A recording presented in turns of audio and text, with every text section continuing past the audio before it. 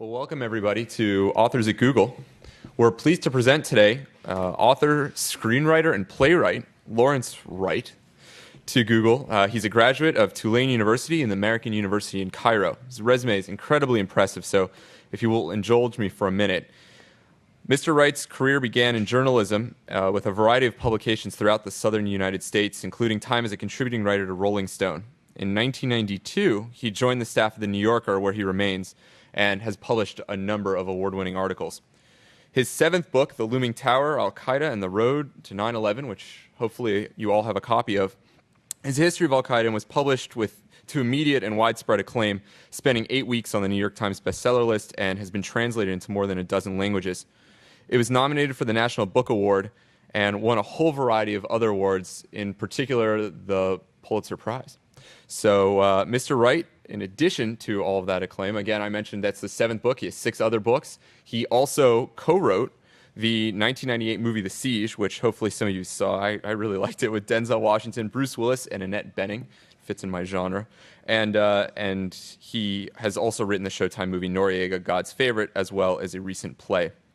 He's a member of the Council on Foreign Relations and serves as the keyboard player in the Austin-based blues band Who Do. Mr. Wright will give a brief talk about his book. He'll then take Q&A. Hopefully he'll do a little bit of book signing afterwards. And thank you for coming. Thank you, Josh. Can you guys hear me without my standing here at the mic? Okay, because I'm mic'd up. Okay. I have a weak voice, so if you don't hear me, let me know or move forward. And in the spirit of Google and how casual everything is, I think I'll just do this standing up. And if I forget something, I've got my speech in here so that I can consult it if I get really screwed up.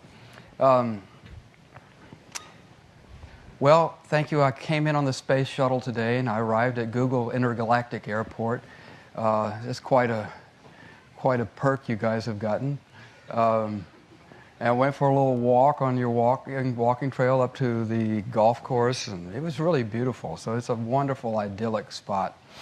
And but I'm comparing it in my mind to yesterday. I got up at Reveille at Camp Pendleton and talked to 1,200 Marines who are, I don't think I met a single one that had not already been to Iraq or Afghanistan 3 times and was about to go again.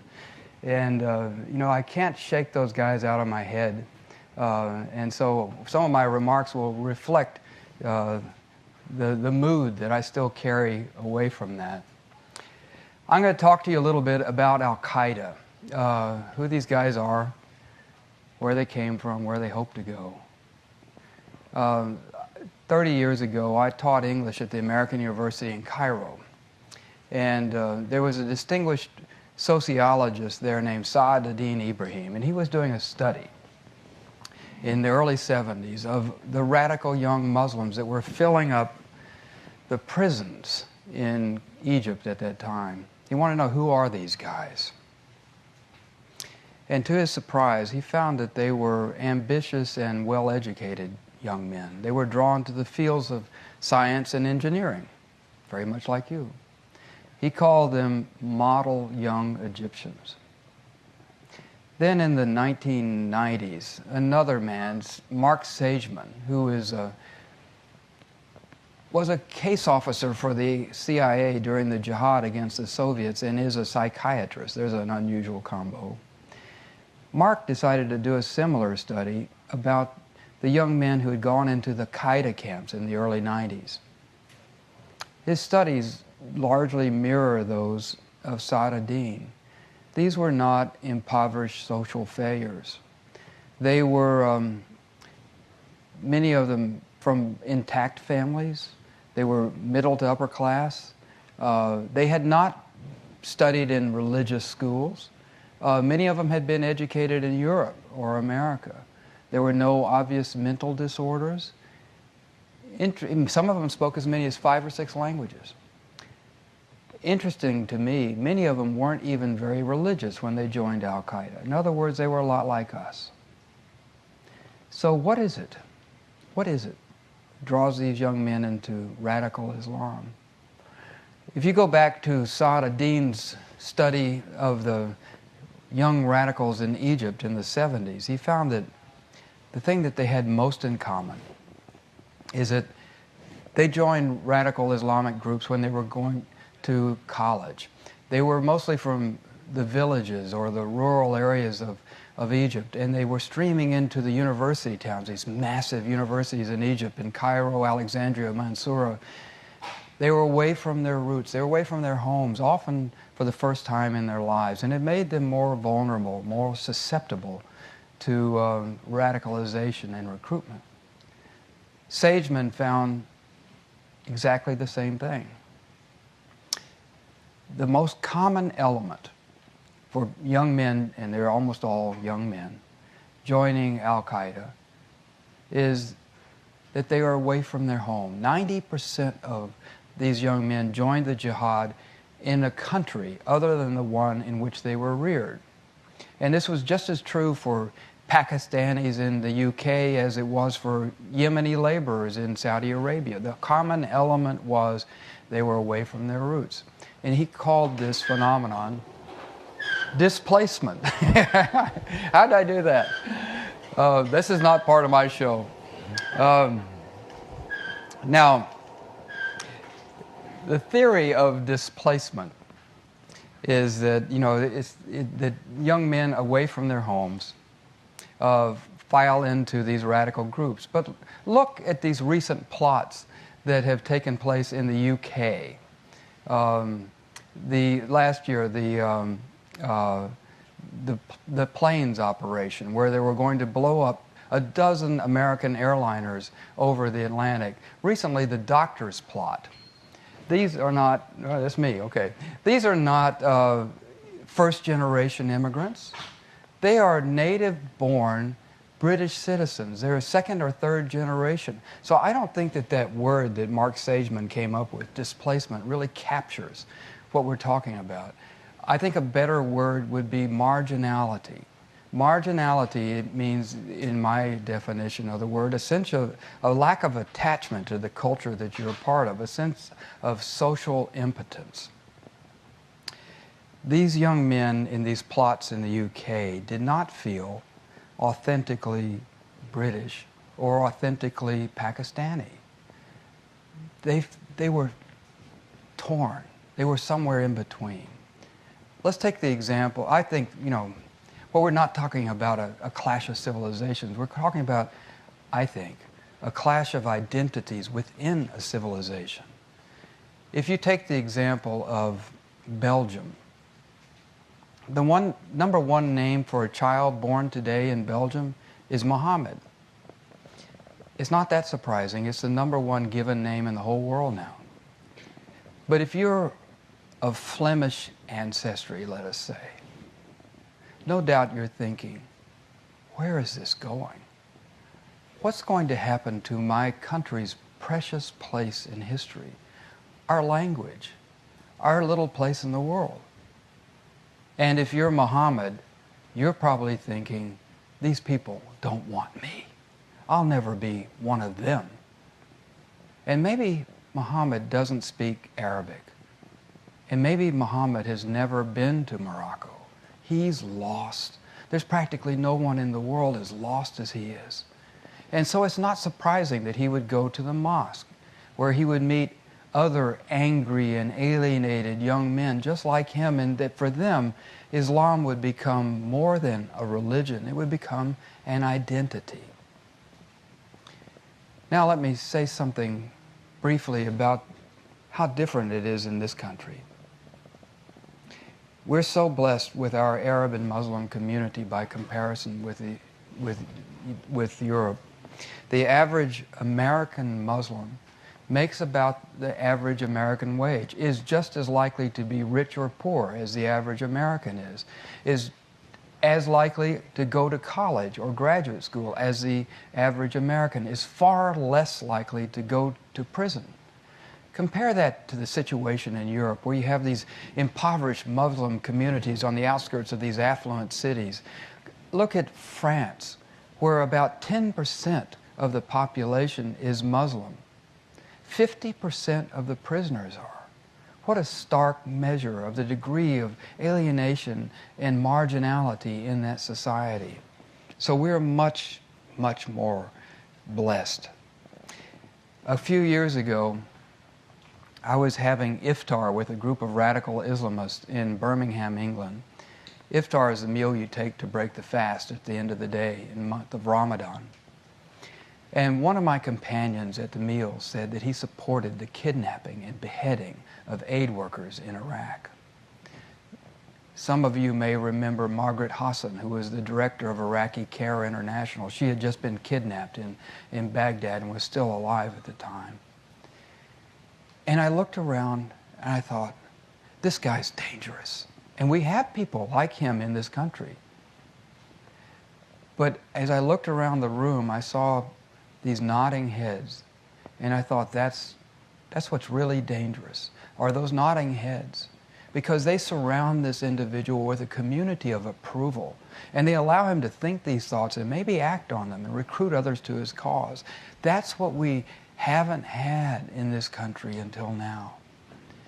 But we're not immune to a homegrown terrorist movement in our country. Just look at the recent plots in New York and New Jersey, the Fort Dix, they're going to try to attack Fort Dix, imagine. Blow up JFK. Okay, these plots may have been unrealistic and they were foiled early on. But those were American citizens making those plans. A recent Pew poll of Muslim Americans found that most Muslims in America feel that things have gotten much worse for them since 9/11. And only 40% of them believe that Arabs carried out 9/11. Those feelings of anxiety and denial are really more characteristic of alienated, marginalized populations than of assimilated ones. By far, the most alienated group of Muslim Americans are black Muslim Americans, native African American Muslim Americans who have very little connection to the Middle East, but only 36% of them disapprove of Al-Qaeda. Only 5% of Muslim Americans overall disapprove of Al-Qaeda, but in a population of 2.5 million Muslims, that's 125,000 people, enough of a base, I would submit, for a radical group to arise should that happen in this country. Now, that's the situation in the West. I'm talking right now about the radicalization in the West. I think that, as I said earlier, these are questions of identity, of young men looking for an identity and a cause, and they find it in radical Islam. The situation is different, I think, in the Muslim world. Arab world and the Muslim world, let's take the Arab world to start with. The Arab world reaches from Morocco to the Persian Gulf, larger than the United States.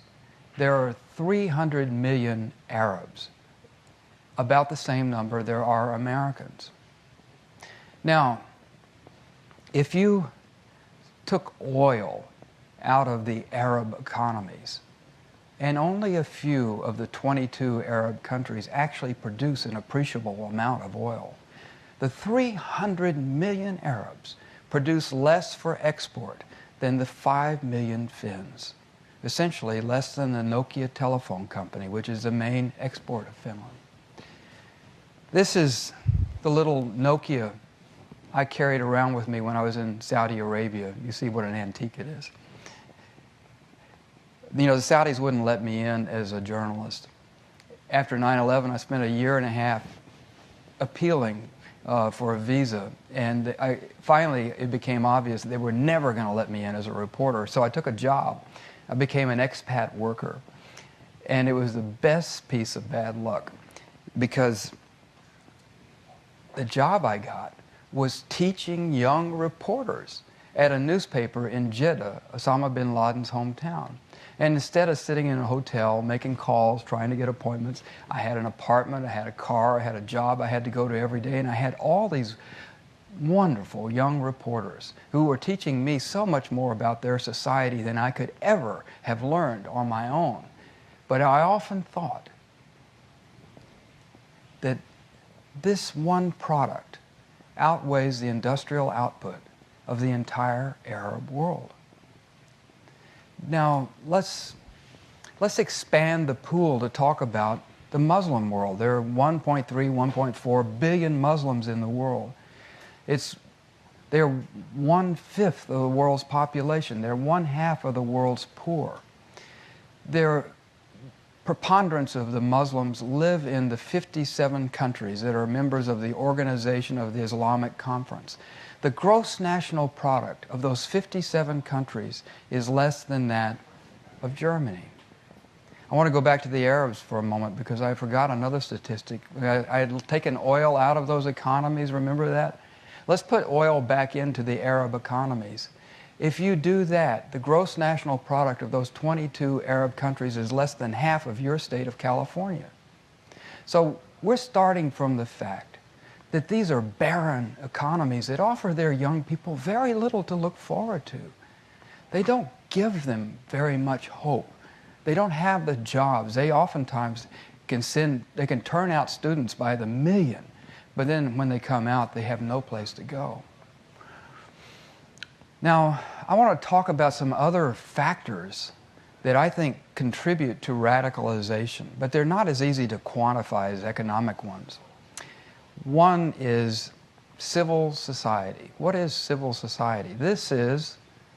We're citizens coming together to talk about a problem, to talk to each other, to discuss things that are on our mind. If you were one of my Saudi reporters, let me tell you what your life would be like.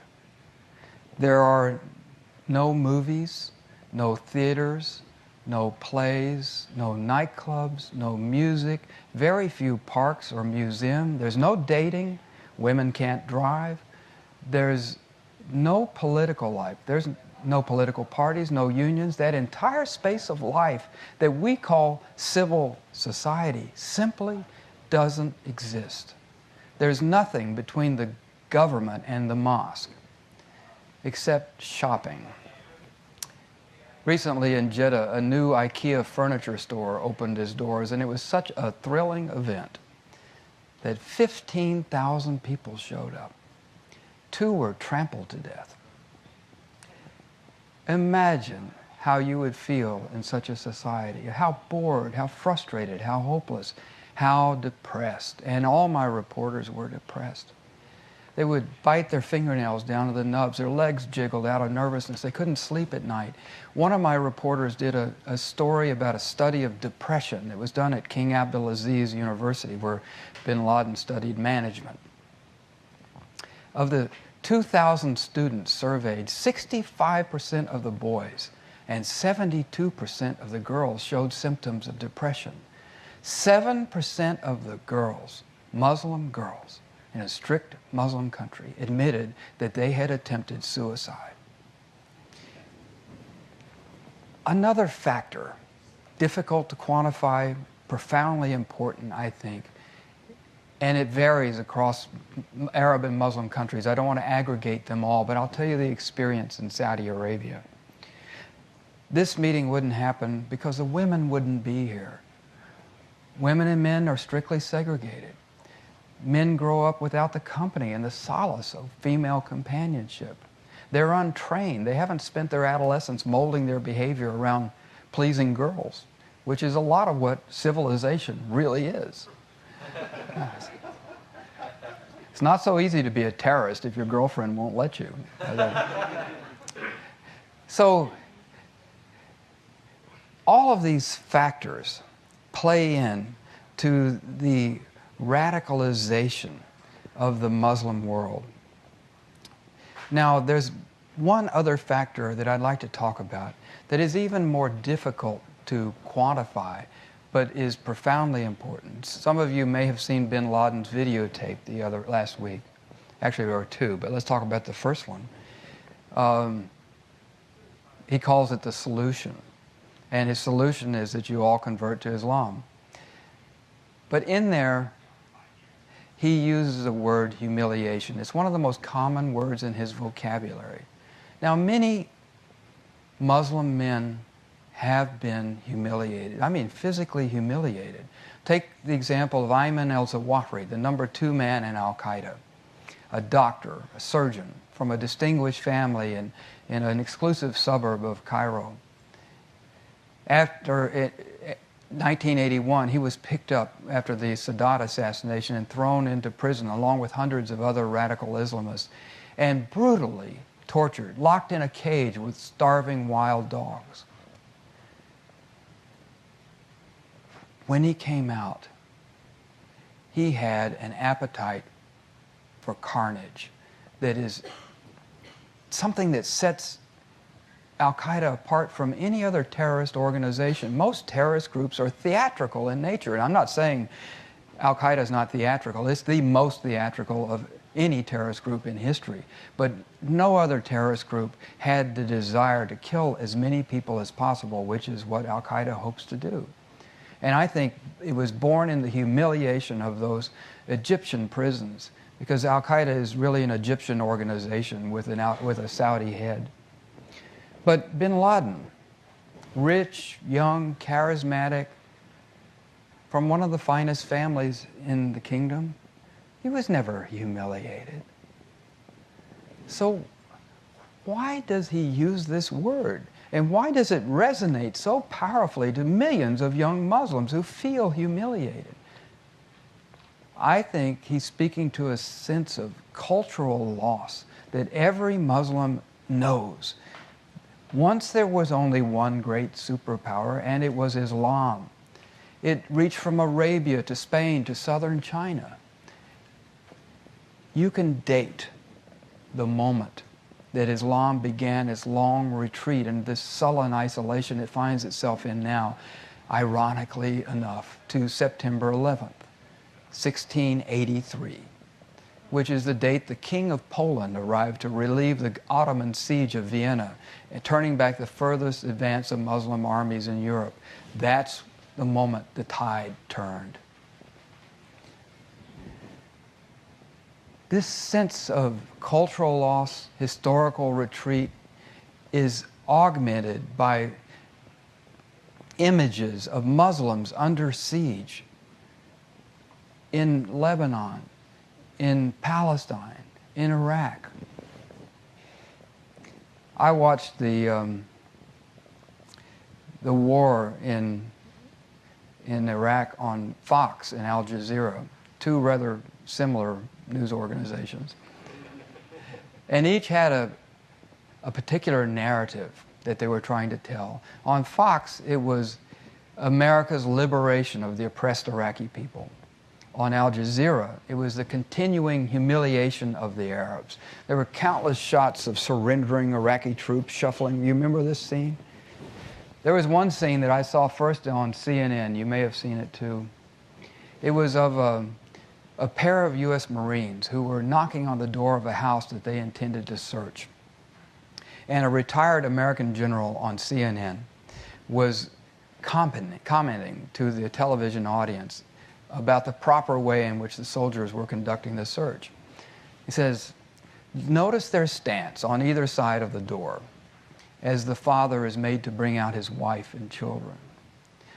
Notice the proper placement of their hands on the outside of the trigger guard, ignoring the faces of 3 little girls whose lips are quivering and whose eyes are so wide with fright they could explode. Notice the way the soldiers have taken control of the situation, the general said, as the families were made to kneel in front of the Americans. Well, it's one thing to see this on CNN. It's a different experience to watch that on Al Jazeera, where that scene was captured and rebroadcast endlessly, obsessively, because it expresses so poignantly the theme of the war from the Arab perspective. I think I want to leave time for some questions, but I just want to finish this talk by talking a little bit about my experience with the CIA. The CIA came to me because I'm a screenwriter and asked, would I write a scenario for what if they captured Osama bin Laden? Okay, I'd love, who thinks that we can do that now? But, or the CIA would be capable of it. But, you know, just what if? What would they do with him? And I said, well, I'm also a reporter. And as much as I would like to write a screenplay for the CIA, I just can't do that. But I will tell you what I think in the form of an op-ed for the New York Times. First of all, let's realize bin Laden is the most famous man in the world. He's going to be one of the most famous men in history. So you can't just deal with Osama bin Laden, the man. You have to deal with bin Ladenism and the legacy that he's going to leave for countless generations. So if you catch him, don't kill him. That's what he wants, martyrdom. It'll seal his fate for all eternity. But don't bring him to America, at least not yet. Take him, first of all, to Kenya, where on August 7th, 1998, he set off a bomb in front of an American embassy, killing 211 people.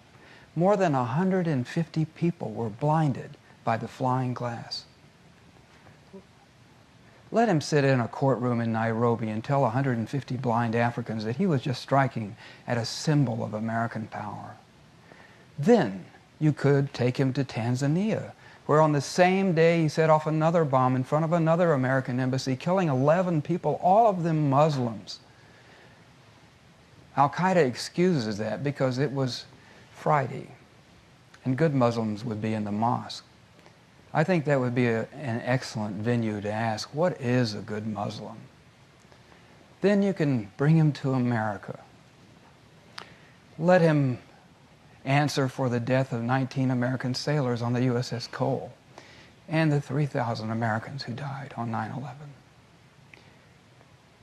After that, you could take him so many places. You could take him to Madrid, London, Casablanca, Tunisia, Jakarta, Bali. There are so many places you could take him, but just take him one last place. Take him home. Take him back to Saudi Arabia. Try him under Sharia law, the only law that he and his followers would respect. And if he's convicted, it's Saudi custom that he'll be taken to a square in downtown Riyadh called Chop Chop Square. The executioner is a big man with a large sword, and there's a custom in Saudi Arabia where the executioner walks out and to the crowd, which are composed of the families of the victims, and he beseeches them to forgive this man. And if they can't do it, then the executioner does his job, and bin Laden will be taken and buried in an unmarked Wahhabi graveyard. And I think in that way you can begin to roll back some of his awful legacy. Well, thank you, and I'll be happy to take your questions.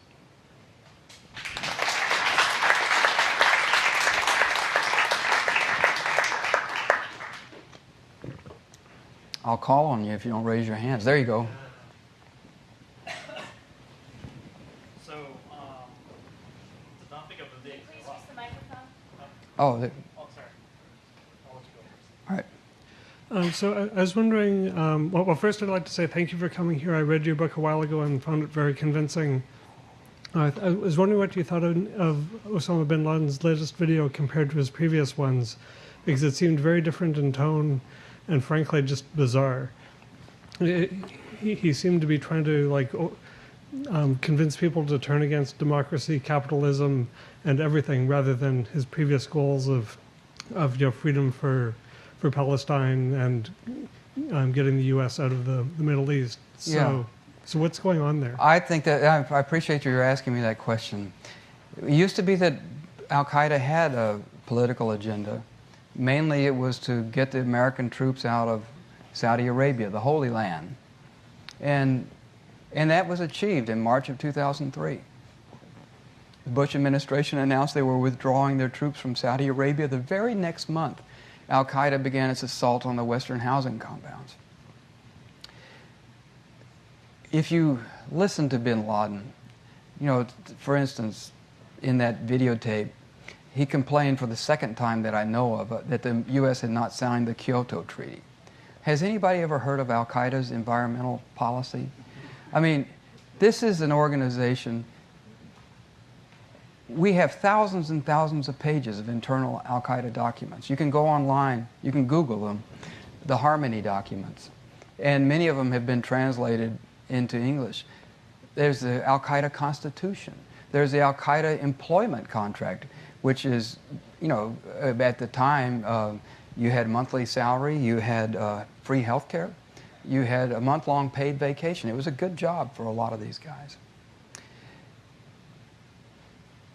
If you had all those pages, you would not see a single page in there devoted to the politics of Al-Qaeda. If Osama bin Laden came to Google, let's hope for the day, and you had the opportunity to ask him, Mr. bin Laden, suppose you have Egypt, suppose you have Saudi Arabia, what are you going to do about the real problems of the Muslim world, joblessness, illiteracy? How are you going? By the way, what kind of economic model do you follow? You're a Marxist, a Keynesian, a free marketeer? He's never thought of those things. Al-Qaeda doesn't believe in politics because it doesn't believe in the future. It has no political agenda. It is really only interested in one thing, which is always the case with the radical Islamists. They only are interested in purity. They're interested in purification. And where that is the agenda, you'll find terror close at hand. Yes, sir. So the topic of the day is Iraq, right? Yes. So it seems like, listening to President Bush's speech, that Al-Qaeda dominates the Iraq insurgency. But I've heard that, in fact, you know, Al-Qaeda has little to do with the Iraqi insurgency. And in fact, you know, so what's up with that? You know, are there actually Al-Qaeda elements in Iraq, or are they fairly minor? Here's the history of Iraq and Al-Qaeda. First of all, Saddam Hussein wanted to work with bin Laden. He had an idea that Al-Qaeda could function for Iraq and for him the way that Hezbollah does for Iran. And he sent overtures to Al-Qaeda when they were in Sudan in their exile in 92 to 96, and then also to Afghanistan, asking if they'd like to work together. And bin Laden spurned him. He hated Saddam Hussein. So he would have nothing to do with him. When I was working on my book, I was struck by the fact that most of the people in Al-Qaeda were Saudis, Egyptians, Gulf Arabs, a couple of Libyans. You know, there was an Iraqi or two. But where were the Syrians, the Jordanians, the Palestinians? I couldn't figure it out. And it wasn't until I learned about Abu Musab al-Zarqawi, who became eventually the leader of Al-Qaeda in Iraq. He had a competitive group in Afghanistan at the same time Al-Qaeda was being formed. And that's where all those guys were. And they eventually went to Iraq and set up their own terror organization. And he's the one who started the Islamic civil war that you see raging now by bombing those Shiite mosques while hundreds of people were at prayer. It was a deliberate action on his part in order to create an Islamic civil war that would undermine any attempt to create a democratic and unified Iraq. After that, he made application to join Al-Qaeda. And it took about a year for bin Laden to consider his request, and he finally accepted. And so he appointed Abu Musab al-Zarqawi, the leader of Iraq and Mesopotamia. And they really do have a formal affiliation. The leaders of Al-Qaeda in Iraq are primarily Egyptian. They come from the Zawahiri wing of Al-Qaeda. Most of the fighters in it are Iraqi. Most of the suicide bombers are poor Saudi kids who've gone up to Syria, came in to join the jihad. They're wired up and blown up the day they get there. So that's pretty much the structure of it. There was no connection between Al-Qaeda and Iraq before we went into Iraq in 2003. Now there is. The monster that we were afraid of is the one that we created. Yes? Given your suggestions to what the CIA should do should they catch bin Laden, I was wondering what you thought of the handling of the capture of Saddam Hussein. Oh, God, that was such a tragedy. You know, what a missed opportunity to give a sense of justice to the Iraqi people. And,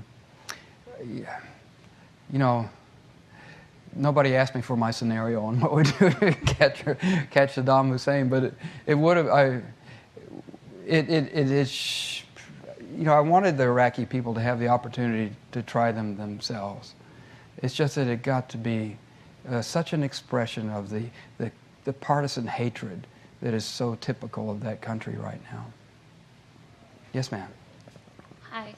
You're very clearly very committed to researching and reporting on this entire topic, and I was just wondering if you could talk a little about what first sparked your interest in that, and then if you could also tell us a bit about how you sort of turn it off at the end of the day to have time to be in a band. Like every American, I was shocked and angry on 9/11. And I recognized that this was, you know, as a reporter, the story of my generation. And I had certain things, you know, that I had lived in the Arab world. I spoke some Arabic. And I had written this movie, The Siege, which in really creepy ways anticipated the effects of the events on 9/11. So I felt kind of obligated to look into it. And it's true that writing about terrorism colors your mood. I would like to turn to musical comedy, but I'm kind of trapped. I know so much more about it than, I'm not bragging, unfortunately, than most members of the intelligence community, and certainly the average American. And I think it's a very important thing. Right now, terrorism has changed our society more than anything else you can think of. You know, I think, you know, we look at things on the horizon like global warming and so on that are really massive changes, but just think about how miserable it is for you to travel. Think about all the money that we spend, you know, going through and pulling out people's shaving cream and so on. Think about the image of you as an American that is now allied with torture, with Guantanamo, with the intrusion on our civil liberties, prying into your mail and, you know, listening to your phone calls. Who asked you if the government could do that in your name? I don't think we've had that conversation, and yet we're now in our third presidential cycle since terrorism came up on the list as a big topic, and it's almost never seriously addressed, but it's warping our society. So you see, I can't get away from it right away, but I do love playing music with my friends, so thank you. Go ahead. I read your book and enjoyed it as well. I really think it's one of the best in the genre and compares favorably with the 9/11 report, even though they look at different things. But my question is, the last poll I saw said that 40% of Americans, not people outside in the rest of the world, actually don't believe that Al-Qaeda was behind 9/11 or that the U.S. government somehow played a role. And I mean, this drives me crazy, and I'm sure you have to deal with this much more all the time than I do. But I mean, it seems like it's getting worse. How do you think we can address this? And do you think it's a problem, and what can we do about it? It is a huge problem because, first of all, you know, I've been dogged by these conspiracy nuts, you know, almost everywhere I go. And I tried for a long time to hold a dialogue with them because, I mean, it's consequential. It's not just, you know, that like some of my Saudi friends, they were pretty accepting of the fact that, you know, they have some cultural responsibility for what happened on 9/11. And then you get some of these documents like Loose Change and that French book about the missile hitting the Pentagon, and they say, well, you guys are saying that you did it to yourselves. Why should we accept the blame? That's very important. Now, I grew up in Dallas during the Kennedy assassination, so conspiracy thinking has been a part of my life all along. I've been dealing with conspiracy ideas since I was a teenager. And I don't. The thing is that people have a need to believe things on which there is no evidence, and you consider their argument. It requires believing that the American government was working hand in hand with Osama bin Laden, that the American government, to ensure the success of 9/11, stockpiled explosives in both of the towers, fired a missile into the Pentagon. I wonder which commander would turn his missiles on his own headquarters. And that, where are the crew and the passengers of Flight 77? I mean, there's so many inconsistencies. If there's some missing gaps in the understanding of what actually happened on 9/11, that's always going to be true in a massive tragedy like that. But it doesn't compare to the idiocy of, saying just because of this, then we can believe all of that. I think it is a deep psychological expression of something else, a need to locate the evil somewhere else. Yes? Can you just elaborate a little bit on the suicide bombers, the psychology behind it, and what drives someone to do that? It just seems to be spreading, not just in the Middle East, but everywhere. So, thank you. Suicide bombing it's such a paradox that this has become an expression of Islam. If you read the Quran, it says, "Do not kill yourselves." It could not be clearer. The Prophet Muhammad himself said that the specific punishment for suicide would be to spend all of eternity in the act of killing himself with the same instrument he used to die. This is the words of the Prophet. This is the word of God in the Quran. And how do they get around this? Well, the genius of that is Ayman al-Zawahiri, he's the one who improvised the use of suicide bombers in Egypt in 1993 when he tried to kill the interior minister with suicide bombers. And then, this is before Palestine started having suicide bombers. And then in 1995, he blew up the Egyptian embassy in Islamabad, Pakistan, with suicide bombers. And even his own followers were very upset, about the death of innocent Muslims and the intentional suicide of the bombers. And his argument is the justification for Al-Qaeda's use of suicide. First of all, he agrees there were innocent Muslims, there were children that died in the embassy bombing in Islamabad. But Islam is so weak and its enemies are so strong that in such an emergency, the rules against the slaughter of innocents must be relaxed. The question of suicide was obviously more difficult because of those prohibitions that I just outlined for you. So Wahri compared the suicide bombers to the martyrs of Christianity. He said that the only example he could find in Islamic history was a group of believers who had been captured by idolaters and forced to renounce their religion or die. And they chose to become martyrs to their beliefs. He says that was a suicidal choice. They were acting for the glory of God and the greater good of Islam, and therefore anyone who gives his life in the pursuit of the true faith like these bombers is to be considered not a suicide who will spend all of eternity in hell, but as a martyr whose sacrifice will earn him the joys of paradise. It's sophistry. It's pathetic. But in my opinion, it offers an outlet to some people who might want to commit suicide anyway, but in a culture that is where it's so strictly prohibited, this gives them an outlet. I think that's the case of some of the young bombers going to Iraq who know they're going to die. It's also curious even in Palestine. If you look at, there's an appreciable number of suicide bombers who kill no one but themselves. Now, I don't know what the percentage is, but how hard would it be to walk in a crowded room and then blow yourself up? But it's often the case that people blow themselves up just outside the range when they're going to kill anybody else. So I think that there is a... well, what I was thinking of is when I was in Peshawar, Pakistan, which is where Al-Qaeda was born in August '98,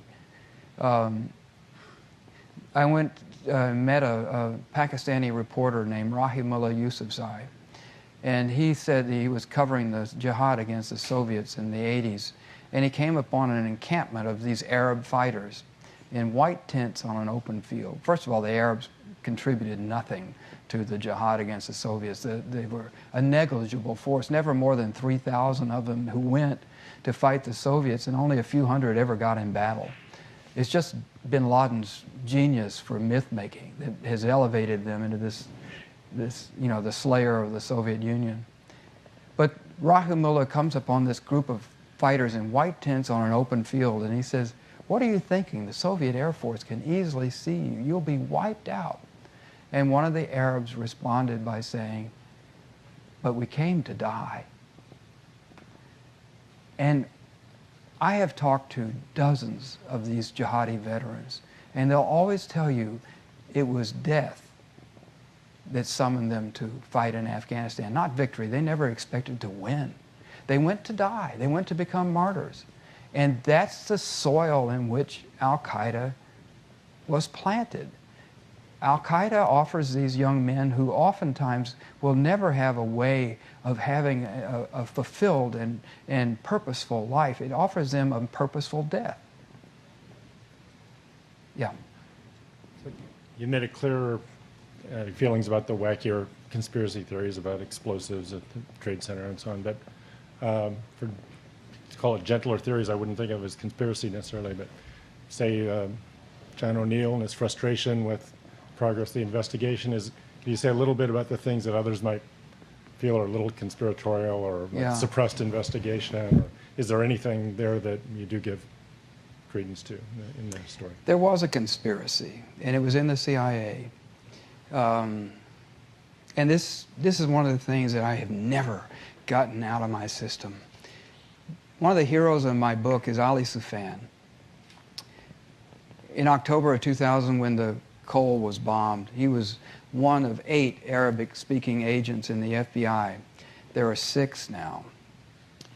Now, I will say that the intelligence community is trying to address this problem of hiring first and second generation native speakers of Arabic and Pashto, Dari, all the languages. But he was one of 8, and nobody came closer than Ali Soufan to stopping 9/11. He was John O'Neill's guy. And John had the wisdom to appoint a 26-year-old agent to be the case agent on the USS Cole. Now, while Ali is interrogating these Qaeda guys, he begins to learn about a meeting that was held in Malaysia in January of 2000. And 3 times he formally queried the CIA. Tell me what you know about this meeting. Do you know anything about this? 3 times the CIA refused to answer him. Let's set aside the fact of 9/11 for a moment.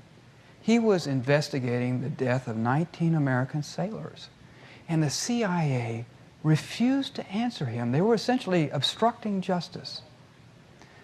And they knew about the meeting in Malaysia, in Kuala Lumpur, where 2 future hijackers were attending, and the bombers of the USS Cole. They were all there together, meeting and conspiring. And after that, the bombers went elsewhere, but the 2 of the hijackers, future hijackers, flew from Kuala Lumpur to Los Angeles and then to San Diego in January of 2000.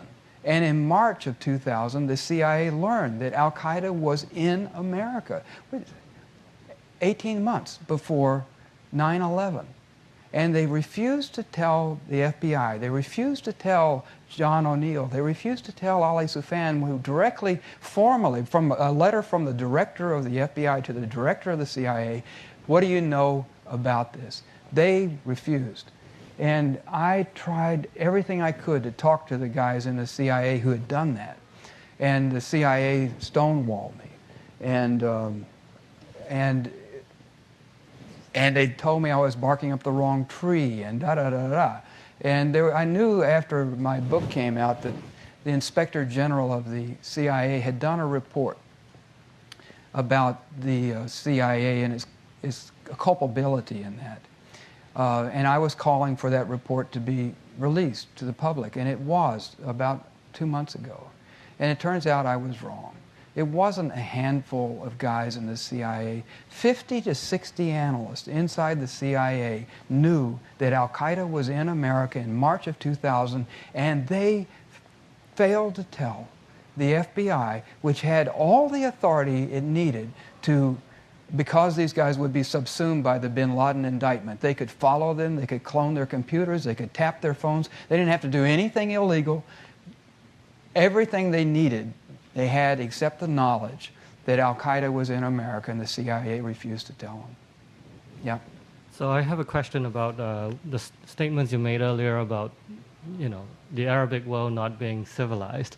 It seems like if that's the root cause of terrorism, that would be relatively easy to attack, right? We sort of managed to export Western culture everywhere else in the world. Well, I didn't really mean to imply that the Arab world is not civilized. It's just some of the men are not so civilized by the presence of women. But that does bring me to something I've been chewing over and I wanted to talk to you guys about. And I haven't really formulated this, but it goes back to those Marines that I was talking to yesterday.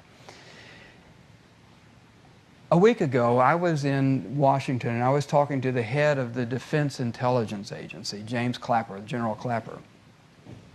And I said, General, wartime is usually a period of great technological advances. Think of World War II, shorter war than the one that we've been engaged in now. But in World War II, we got radar, we got jet engines, we got the atomic bomb, just to name 3 very significant things. What have we done in this war on terror and the war in Iraq to, what kind of game-changing technology do we have? And he said, well, I remember when I was a young soldier in Vietnam, and I just came back from Afghanistan. I said there were some eye-watering things out there. I mean, they had, our troops had laptop computers and cell phones. And I said, well, Al-Qaeda has laptop computers and cell phones. We're down at their level, fighting at their level. And they're doing a much better job of it than we are.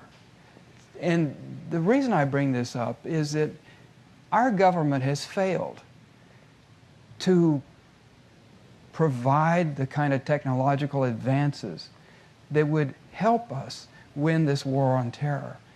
And as pleasant as it is to be here and have your free haircuts and the chef salad and all this sort of thing, there is a force in the world that really wants to stop that. And it can do a lot of damage. I don't know that Al-Qaeda can destroy America. I'm not saying that. But they intend to hurt you. And they will do everything they possibly can. And our government is not doing a good job. We have cultural, institutional failures that are not political, not just political.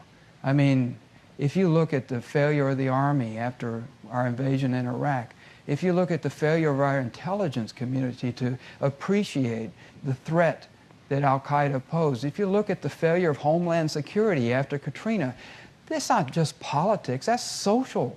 We're having a social problem right now. And electing a new president isn't going to make all that much difference, which is why I turn to you guys at Google.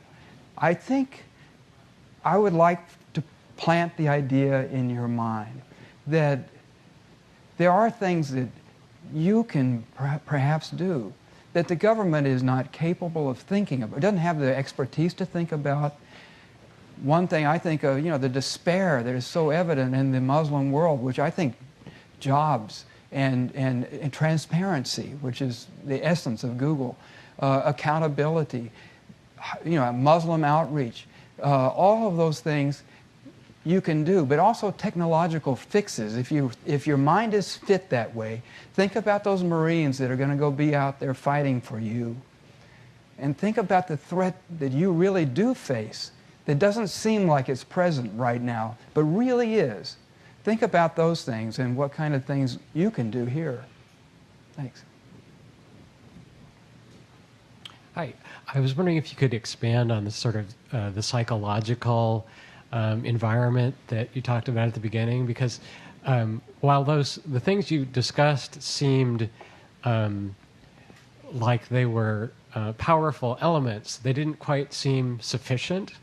And I was wondering if you thought there was some sort of tipping point. I'll sort of give two counterexamples. I mean, you have the situation of black poverty and black men in jail in the United States, and there hasn't been a sort of terrorist organization of note other than, and the Danish ruled Northern Europe from 800 to 1200 AD, and you don't see a lot of Danish suicide bombers. So, it couldn't just be empire. What was the tipping point that for Islam? Is that what you were asking, or for the terrorist movement? Yeah.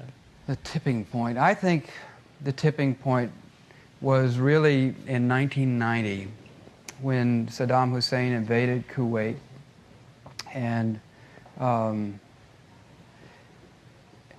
bin Laden went to the Minister of Defense, and he said, you have to realize who bin Laden was at that point. He had just come back from the jihad against the Soviets. He was Saudi Arabia's first celebrity.